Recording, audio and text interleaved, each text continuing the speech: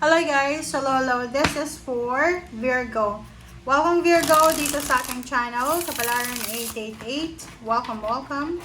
Alamin natin Virgo kung anong messages, vibration, gabay, energy para sa inyong lahat. So let's check, let's verify kung anong messages ang kailangan nyong marinig. Okay. Virgo, Nine of Pentacles. And the Two of Swords, Three of Swords, Death card, Three of Wands, and then Seven of Wands. And kumuha tayo dito sa ilalim. Six of Wands, Virgo, Eight of Swords, and Queen of Pentacles, Five of Pentacles. So yun, Virgo. This is from March 9 hanggang 15. So, kung makikita mo dito, sa ilalim siya. Okay, sa ilalim siya.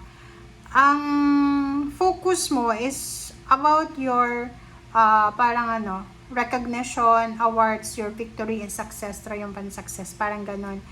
But, in terms of money. Okay?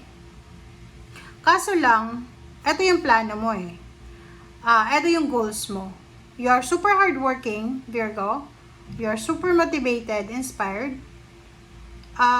Because you want success. You want financial success, you want emotional success, overall success.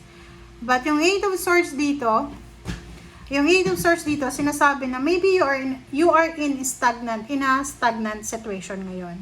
So, like for example, ang dami-dami mong pangarap sa buhay. Marami kang pangarap para sa sarili mo, sa pamilya mo. Lalo na sa pera. Parang wini-wish mo na once na nagkaroon ka ng trabaho, magsisave ka ng pera, ganyan-ganito, kasi may pinaglalaanan ka. But this week, sa hindi inaasahang pagkakataon, siguro yun, you're in stagnant situation, Five of Pentacles, financial problems. Like, halimbawa, nag-overtime, tapos hindi ka pala masasahuran sa linggong ito. Yung pangarap mo na promotion, yung pangarap mong lump sum of money, ay posibleng hindi siya nangyayari sa ngayon because ngayon, restricted ka, pwedeng wala kang trabaho, kulang yung overtime, or yung Five of Pentacles, ang dami mong duties and responsibilities, marami kang kailangan bayaran, marami kang obligasyon, but ang problema, kulang ka sa funds. Okay. So, nakikita ko sa'yo dito na this one is just confirmation ng nauna nating baraha. Yung Nine of Pentacles, ito yung wini-wish mo. Ito yung financial wish mo eh. Diba? Nagwi-wish ka na sana makaipon ka ng pera. Sana makuha mo yung financial amount na to ngayong linggong ito or by the end of the month of April. But ngayon, like, ang dami mong plano eh. Like, gusto mong mag-travel, gusto mong magbakasyon, gusto mong bumili ng ganito, ganyan. Gusto mong, ang dami mong plano. Pero, ngayong linggong ito, nakikita ko na medyo mahihirapan ka na magdesisyon. Makakaramdam ka ng sobrang galit. It's either sa sarili mo or sa ibang tao. Kasi hindi mo magawa yung plano mo kasi wala ka pa na itong Nine of Pentacles na to. Ibig sabihin, restricted ka. Hindi ka makakagalaw sa linggong ito kasi pwedeng ma-delay yung sahod, pwedeng hindi ka makapag-travel because wala pang sahod, pwedeng hindi ka makabayad ng bills mo kasi hindi pa nagsahod, parang ganun. So, yun yung pwedeng issue sa linggong ito. Diba? Ang pinaka-worst dito, guys, is yung pangarap mo, yung financial wish mo, ay biglang guguho siya sa linggong ito. Like, pangarap mong makapunta ng ibang bansa, tapos nagka-problema ka pala sa papeles, mali pala yung hindi ka makakuha-kuha ng passport, ganun. So, dito sa barahang to, yung Nine of Pentacles mo ay kailangan mo munang isang tabi. May pangarap ka eh. Ang dami mong pangarap na kailangan mo munang isang tabi Kasi kailangan mo mag-focus sa kung ano yung importante sa ngayon. Nakikita ko sa'yo dito, you're waiting for 3 years. Hindi ko alam, ano bang mangyayari sa 3 years na yan? You are protecting yourself, your dreams, ngayon, 2006, 2007, 8. So, maybe 2009,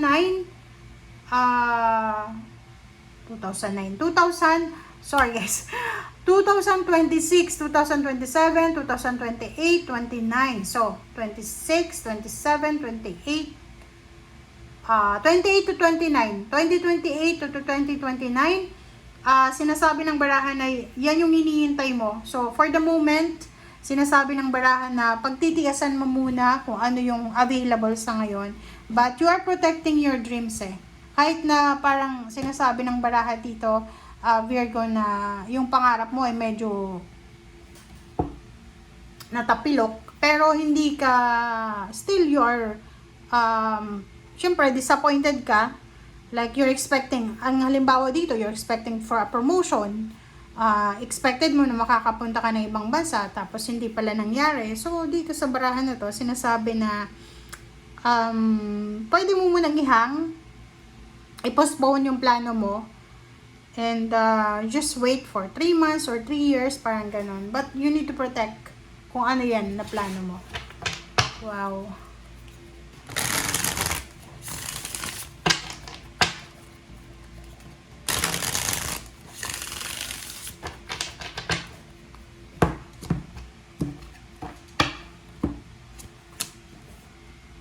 Okay, so yung first card mo pa lang dito, nakikita ko na 10 of Fire ka na. Pwedeng nagtatrabaho ka sa gabi, sa umaga, sobrang stress ka na, sobrang pagod ka na, multitasker ka ba? Pagod ka na nga sa trabaho, katawan, yung isip mo pagod pa, hindi ka makatulog, yung emotion mo pagod pa. So, nakikita ko sa'yo dito, sobrang drain yung energy mo, drain yung energy mo, exhausted, wasted ka, yung parang, pakiramdam mo, na-stress ka na, okay? Ang dami mong ginagawa. So, sabi ng bara sa'yo dito, kung pagod na pagod ka na daw sa linggong ito, walang masama na humingi ka ng tulong. Lalo na kung may asawa ka naman, may boyfriend, girlfriend, may magulang, kapatid, hindi ka bawasan ng pagkatao yung paghingi ng tulong. Kasi, ay hindi mo magagawa yung plano mo na yan na mag-isa ka lang. Diba?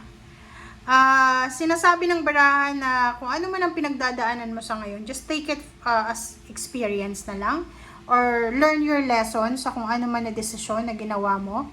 And sinasabi ng baraha, hanapan pa rin natin ng humor, hanapan pa rin natin ng kaligayahan, or hanapin pa rin natin na maging masaya tayo kahit na nasa gitna tayo ng problema. I don't know, kasi parang nakikita ko sir dito, pwedeng OFW ka, na stuck ka sa isang bansa, na may sitwasyon na ganyan, na ang dami mong plano eh. Kasi ito, like, halimbawa, ang nakikita ko sa'yo dito, isa kang Virgo na naandyan ka na sa bansang yan, na may mga problema, 'di ba? And, akala mo, dire-diretso na yung pag-unlad mo, ganyan, ganito. But now, parang disappointed ka, na umiiyak ka, kasi parang nawasak yung pag-asa mo, okay? So, kailangan mo maghintay, is either 3 months or 3 years, para makasurvive, or parang ganon, or para, hindi ko alam, ano bang hinihintay mo, kasi you are restricted, parang ganon. So, sinasabi ng bara sa'yo dito na, humingi tayo ng tulong, if needed. Kailangan mo, Virgo, ng tulong, humingi ka ng tulong. Huwag tayo ma-pride, okay? Isipin mo na yung tulong ay importante. Yan, bawasan natin yung sobrang pride, kasi yung ego, hindi yan makakatulong sa'yo, lalo na in case of emergency.